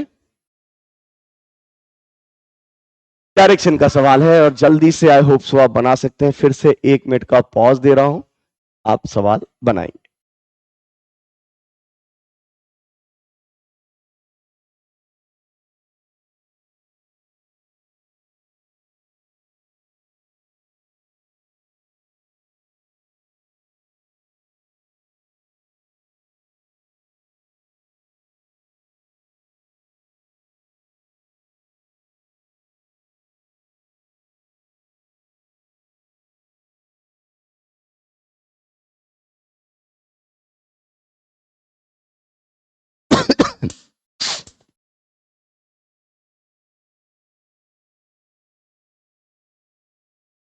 डायरेक्शन के सवाल में कुछ भी नहीं करना होता, बस आपको अप्रोक्सीमेशन या यूं कहें कि जब आप दूरी तय करते हैं तो ये देखना कि कितनी दूरी जा रही है। 12 है, नीचे 6 है, तो उससे कम है, कम चलिए। यानी आमने सामने वाली लाइनों का बड़ा ख्याल रखना होता है, बस और कुछ नहीं है बैंकिंग वाले डायरेक्शन में। जैसे बोला गया point A is 6 metre west of B, यानी मेरे लिए एक पॉइंट है बी और बी के 6 मीटर वेस्ट में पॉइंट ए है। चलिए भाई, while B is 4 metre north of C, ये जो बी है वो 4 मीटर के साथ है सी के नॉर्थ में, सी के नॉर्थ में है। ठीक है। जी इज, एक नई बात आई कि G is 7 metre west of H, तो इससे अलग, तो एच के वेस्ट में जी 7 मीटर है। And 9 metre to the north of F, तो G is 9 metre north of F. अभी इसमें कुछ भी कॉमन नहीं, जोड़ नहीं सकते। E is 8 metre south of D, एक नई बात आ गई, E is 8 metre south of D, तो डी के साउथ में E 8 metre. H is 2 metre north of I, यहां पर 2 मीटर ही बात हुई है, एच आई के 2 मीटर नॉर्थ में। और इसी की बात मैं कह रहा था कि बैंकिंग के सवाल जब बना रहे होंगे, यहां का 9 और यहां 2 ख्याल रखना पड़ेगा, अंतर है, क्योंकि ये 9 और ये 2 बड़ा लंबाई का अंतर है, इसलिए डायरेक्शन में फर्क पड़ता है। F is 16 metre to the east of E, और यहां 16 मीटर है F, F is 16 metre east of E, तो एफ यहां और 16 मीटर। ठीक है। D is 6 metre west of C, तो D is 6 metre west of D, और ये नीचे 16 है और यहां 6, दूरी का अंदाजा आप ऐसे ही लगा सकते हैं ना। अब इनको जोड़ना, ये तो हमने अलग अलग ड्रॉ कर लिए। कॉमन टर्म की अगर मैं बात करूं तो मेरे लिए एक कॉमन टर्म यहां से शुरू हुआ, ए बी सी, सी के बाद डी, और डी अगर मैं जोड़ता हूं तो डी के नाम पर 6, तो 6 सामने भी, तो 6 यहां। डी के नीचे ई, लेकिन इस बार दूरी है 8 और ये ई। ई के बाद 16 मीटर, सामने 6 है तो 16 मीटर इससे ज्यादा होना चाहिए, और 16। एग्री। अब एफ के ऊपर 9 और यहां एफ के ऊपर जाना है, तो थोड़ा जगह और बना ले। एफ के ऊपर 9 और एफ के ऊपर 9, सामने की दूरी 8, तो 8 का मतलब आप यहां तक तो 8 है, लेकिन ये 9 जाना है, ये दूरी ये 8 है, जबकि कुल कितना जाना है 9, यानी ये दूरी आपके लिए 1 मीटर एक्स्ट्रा है, ये ध्यान रखना होगा। 8 और ये 9। जी, जी के बाद आपको जाना है उस ओर एच, और जी के बाद एच, और एच में है आप 7, और 7 के बाद 2, और ये 2 नीचे आएंगे तो ये 1, ये सामने के नाम पर ये 1 और 1, और यहां पर आप आ जाएंगे 2 के बाद आई, और ये 2 मीटर है। तो चलिए, आई होप सो आपको डायग्राम तो बहुत आसानी से बन जाएगा। बस मैंने पढ़ाया है कि ये ड्रॉ करते वक्त अप्रोक्सीमेशन का ख्याल रखना है। चलिए, और डायग्राम बनने के बाद सवाल में कुछ बचता भी नहीं। What is the shortest distance between C and E, C और ई के बीच शॉर्टेस्ट डिस्टेंस क्या है? तो सी और ई के बीच शॉर्टेस्ट डिस्टेंस के नाम पर आपके लिए सी यहां है और ई यहां है। शॉर्टेस्ट डिस्टेंस के नाम पर आप ऑलवेज पाइथागोरस देखेंगे, क्योंकि तिरछी दूरी है, ये 8 6, तो आप कह सकते हैं कि 4 का 2 गुना, 2 का 3 गुना, तो 2 का 4 गुना, 2 का 3 गुना, तो 2 का 5 गुना, क्योंकि ट्रिपलेट 3, 4 और 5, तो ये दूरी आपके लिए 10 मीटर है। शॉर्टेस्ट डिस्टेंस के नाम पर आप पाइथागोरस लगाएंगे और मैंने कराया हुआ है, तो 10 मीटर आपका आंसर है। What is the direction of I with respect to D? I D के रिस्पेक्ट में किधर? तो डी मेरे लिए कहां है? यहां। ये दूरी देखिए, यहां होती तो सामने, अगर ये सामने होता तो ईस्ट, जबकि ये दूरी 2 है तो नीचे चला आया, तो आई मेरे लिए कहलाएगा साउथ, और नीचे की ओर चला गया है तो साउथ, और उधर है तो east, south east. Option number D. Approximation के कारण कितना फर्क पड़ रहा है ये समझ में आया होगा। चलिए तो नेक्स्ट सवाल पे चलें। कोडिंग डिकोडिंग का सवाल है और जल्दी से आंसर आप दे देंगे। और इसके बाद कितने सवाल बचे हैं? ज्यादा नहीं बचे हैं। चलिए ठीक है, तो 1 मिनट का पॉज फिर से लेते हैं।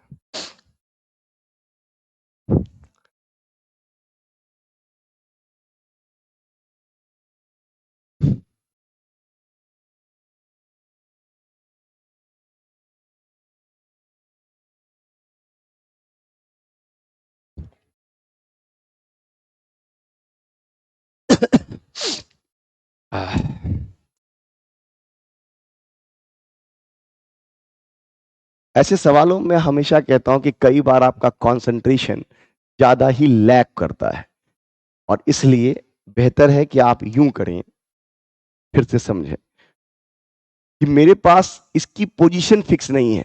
ये पढ़ाया है क्लास में और वहां ये बताया है कि हमारे पास, आप इसमें पहले कॉमन ढूंढते हैं कि रिस्पेक्ट दोनों में है, तो रिस्पेक्ट का कोड वही होगा जो दोनों में है, और फिर आप उलझते हैं क्योंकि यहां तो आप पकड़ते हैं, पेन और पेपर पे सवाल बनाते हैं और कंप्यूटर पे सवाल अलग होता है, स्क्रॉल करते ही ऊपर नीचे चला जाता है। तो मैंने बताया है, आप ऐसा करिए, इनके लिए 4 स्पेस बना लीजिए, क्योंकि इसमें पोजीशन का ये हेरा फेरी है, तो हम पोजीशन को एक जगह कर लेते हैं। ये 4 है, 4 जगह बनाइए, 1 2 3 4। इसके भी 4 लेटर हैं, तो दूसरे में भी 1 2 3 4। इसके भी 4 हैं, तो 1 2 3 4। इसमें भी 4 है, 1 2 3 4 लिख दिया।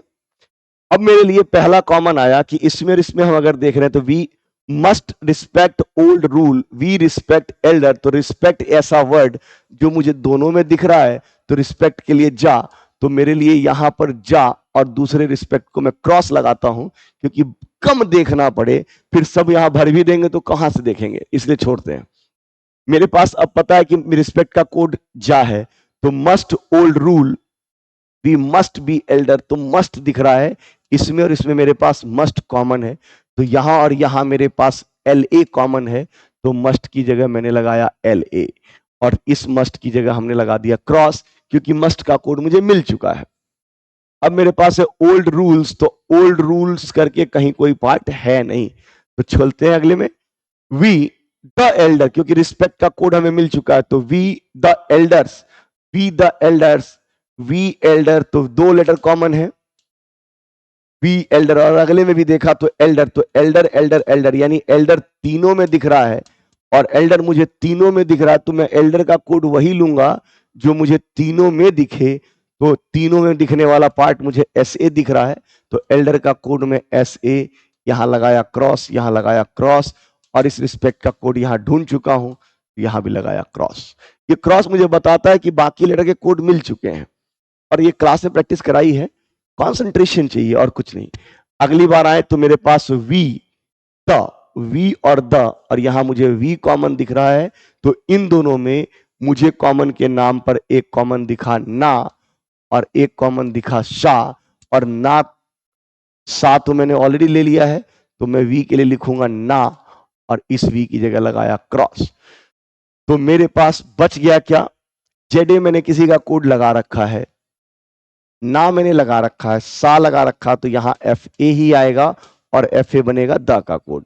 यहां भी मेरे लिए बी का कोड निकालना होगा, तो मैं यहां से देखूंगा कि ना किसी न किसी का कोड है, ला बी है, टा और सा है, तो ला एल ए, और यहां मेरे लिए बी और यंगर, और बी का कोड अभी अभी हमने ढूंढा कि बी यहां है, तो मुझे बी का कोड ढूंढना नहीं है, यंगर का कोड इसमें से WA अभी तक कहीं नहीं लिखा ऐसा। और एक बार ये जल्दी से लिख लेंगे तो मुझे लगता है कि फिर आपके पास बचेगा नहीं। पहला है डा, और डा का कोड, तो डा आपने कहां लिखा है? तो डा आपने नहीं लिखा है, मतलब इसी में से कहीं छूटा है, यानी डा का नहीं, एक मिनट, डा डा यहां है, कुछ गड़बड़ किया हमने। ला ला ला ला, अच्छा ला यहां लिख दिया था, यहां डा होना चाहिए, सॉरी। हाँ, ये डा होना चाहिए। ला ऑलरेडी है यहाँ, तो डा ही बचेगा, और डा का कोड आपके पास बचेगा डा, क्योंकि यहाँ ला ऑलरेडी लिखा हुआ है, तो इसमें से ना कहीं और लिखा, ला कहीं और लिखा, डा ही बचा और ऐसे लिखा, तो डी ए होगा। और डी ए किसके लिए कोड होगा? तो सेकेंड लेटर में थर्ड, तो डी ए बनेगा किसके लिए कोड? तो बी के लिए, और option number A is right answer. Clear है? वी मस्ट रिस्पेक्ट एल्डर, तो वी का कोड, तो वी का कोड उसकी जगह से आप लेंगे ना, और ना आपके पास कहीं भी हो सकता है, ना कहीं भी हो सकता है, सब में है। अगला है मस्ट, और मस्ट का कोड अगर आप देखें तो आप मस्ट का कोड लेंगे LA, इसने LA का इस्तेमाल नहीं किया, और यहां LA का इस्तेमाल नहीं है, LA का इस्तेमाल नहीं है, तो मस्ट लिखना है तो LA लेना पड़ेगा, और वो ऑप्शन नंबर सी में है। का कोड, GA कोड किसके लिए होगा? तो GA मैंने अभी तक कहीं नहीं लिखा, यानी कि GA इसी का कोड होगा, और ऊपर पे ओल्ड रूल ऐसी जगह है जहां पर GA का कोड बन सकता है, तो ओल्ड भी लिखा है और रूल भी लिखा है, इसलिए आइदर ऑप्शन नंबर ई। और बोला गया अगर ऐसा हो जाए कि रिस्पेक्ट मस्ट ओल्ड का कोड ये आ जाए, तो हमारे लिए यहां पर ओल्ड और रूल, तो यहां ओल्ड कॉमन आ गया, और ओल्ड का कोड यहां मेरे लिए बचा हुआ था ला और जा छोड़कर, का और गा, तो गा, तो मेरे लिए यहां हो गया रूल का, ओल्ड का कोड हो गया गा, ओल्ड का कोड हो गया मेरे पास गा, तो रूल का कोड ये पूछ रहा है, तो रूल का कोड मेरे पास होगा KA, ऑप्शन नंबर सी। और ये बस क्लरिकल एप्टीट्यूड है, कंसंट्रेशन है, कितनी जल्दी बनाते हैं। समझाने में टाइम लगा, वरना अगर आप केवल कंसंट्रेट हो बनाने में, बहुत आसानी से आप इस तरीके से जल्दी बना पाएंगे। तो चलिए, आई होप सो आपको ये समझ में आया होगा। तो आप अपने नेक्स्ट सवाल की ओर बढ़ते हैं, और हम आखिरी सवाल की ओर हैं, क्योंकि पीओ में 40 क्वेश्चन ही आते हैं। फिर से 1 मिनट का पॉज देते हैं, सवाल बनाते हैं, और फिर जल्दी से देखते हैं।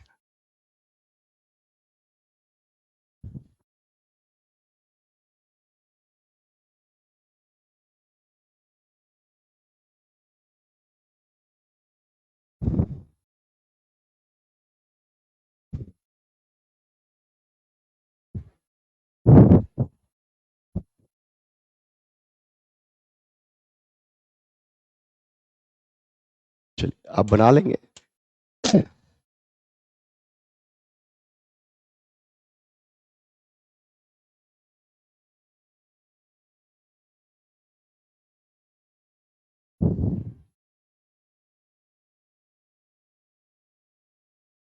फिर से, और जब ऐसे सवाल आते हैं तो पहली कैलकुलेशन आपको करनी होती है, यहां आपको जोड़ना होता है, क्योंकि आपके पास सवाल 2 टाइप के होंगे।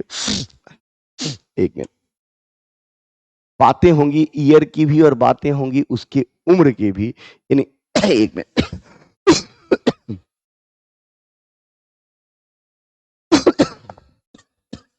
सॉरी।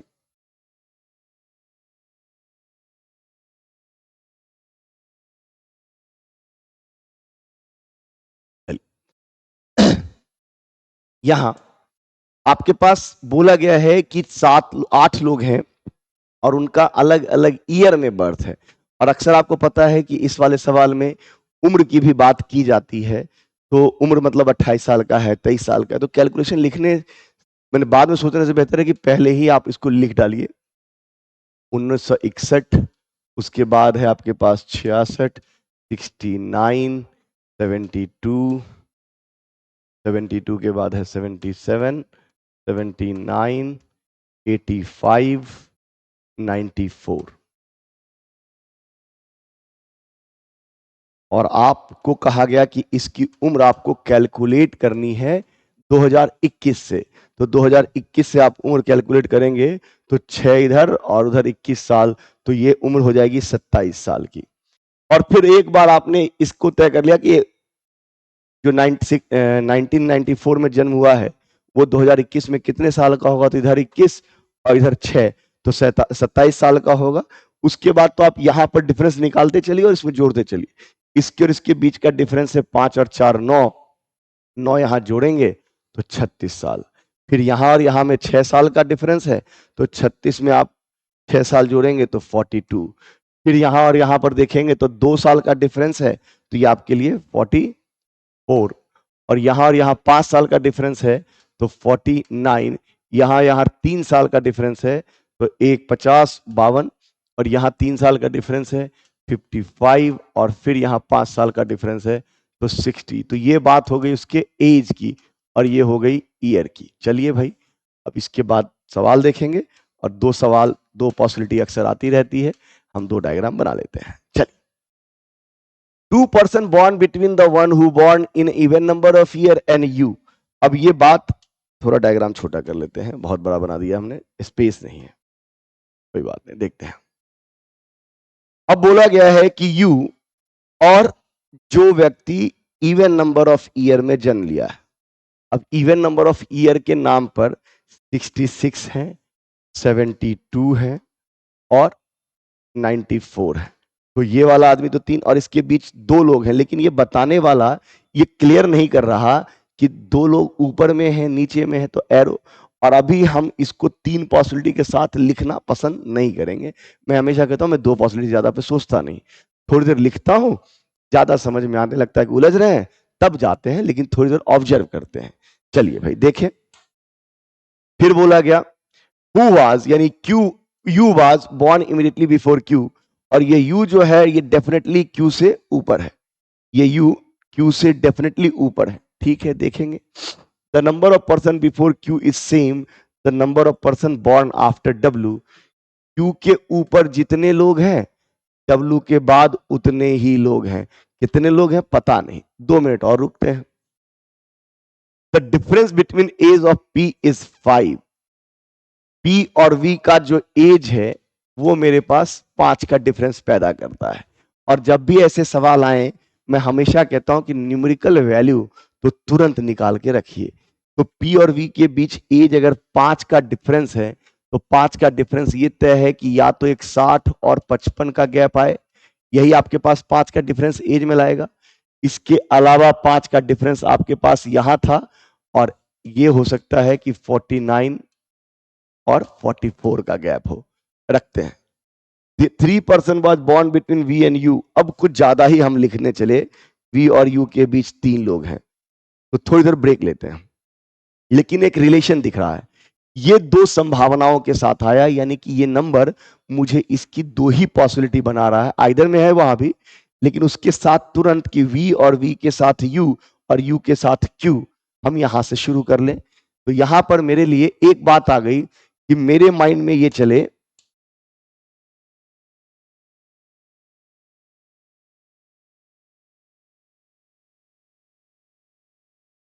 कि मैं P या V, तो V या P ये ले लूं, क्योंकि मैंने माना कि दोनों के एज का डिफरेंस 5 साल है और हमने जब एज निकाला था तो 5 साल का गैप यही आया था।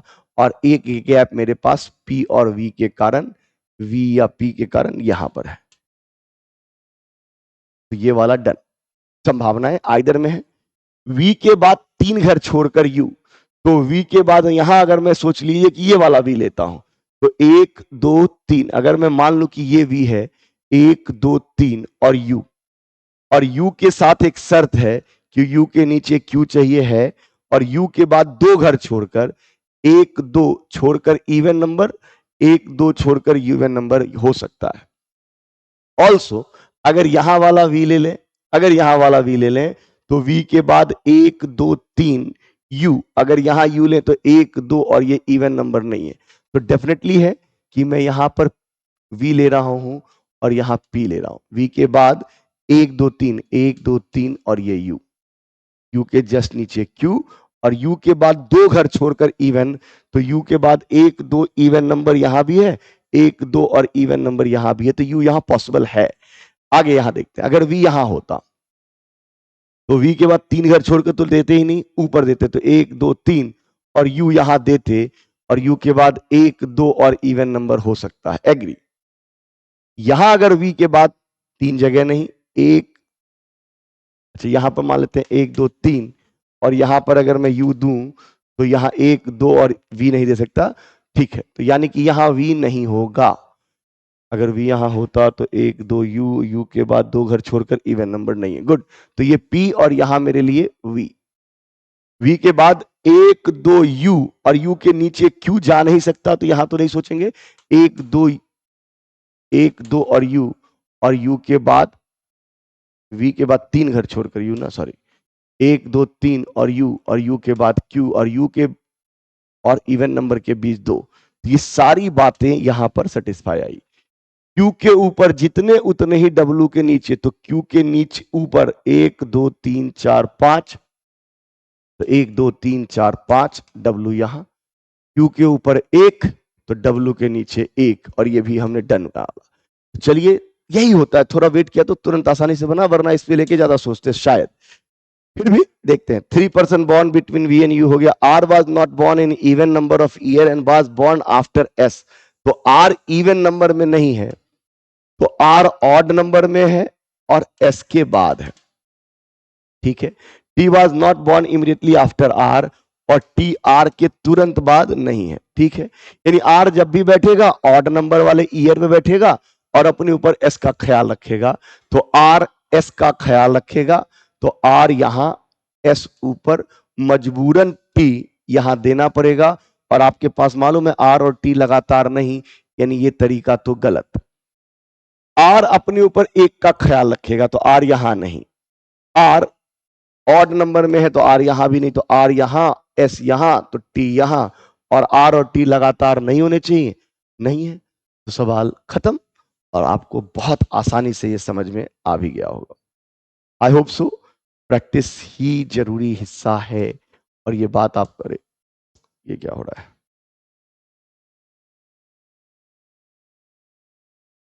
चलिए, इसके बेस पर जो 5 सवाल हैं हम उसे भी एक बार निपट लेते हैं।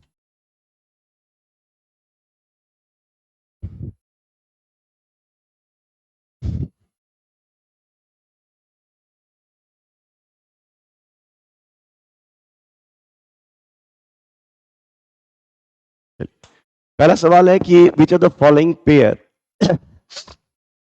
And person name and birth year doesn't from form a group, एक ग्रुप कौन नहीं बनाता? तो वी 177, तो वी 1977, वी 77 एज है, सही है। क्यू 66 है, टी 60, यानी यही गड़बड़ है, क्योंकि टी का उम्र या टी का बर्थ ईयर है 94, पी 72 और पी 72, आर 79, यानी आंसर हो गया option number C. W was born which year, W किस ईयर में जन्म लेता? तो डब्ल्यू 85 में जन्म लेता, और 85 के नाम पर आप ऑप्शन नंबर डी आंसर लगा रहे होंगे।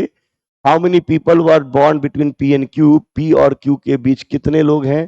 तो पी और क्यू के बीच एक ही है, उसका नाम भी है एस, और एक के नाम पर आप ऑप्शन नंबर डी लगा रहे होंगे। What is the age difference between R and U, R और यू के बीच का एज डिफरेंस, तो यू का एज है 60 और आर का एज है 42, और इसके बीच का एज डिफरेंस निकल के आएगा 18, जो ऑप्शन नंबर सी में है। हु वाज बॉर्न इन 1969, और 1969 में कौन जन्म लेता है? तो एस। आई होप सो आपको ये सीरीज बहुत अच्छी लगी होगी, समझ में आई होगी। हाँ, मेरी आवाज थोड़ी दबी हुई सी रही है, तो आई होप सो इस गलती को माफ कर सकते हैं, वरना सीरीज में ठीक से समझाने की कोशिश की है। ये सीरीज जारी रहेगी तब तक जब तक आपका प्यार बना रहे, तो आप प्रैक्टिस करते रहिए, सक्सेस पाइए। प्रीवियस ईयर की ये सीरीज जारी है, मिलते हैं अगले सीरीज में। तब तक आप अपना प्यार इस सीरीज को दिखाएं, ज्यादा से ज्यादा लोगों को शेयर करें, लाइक करें। आज इतना ही, धन्यवाद।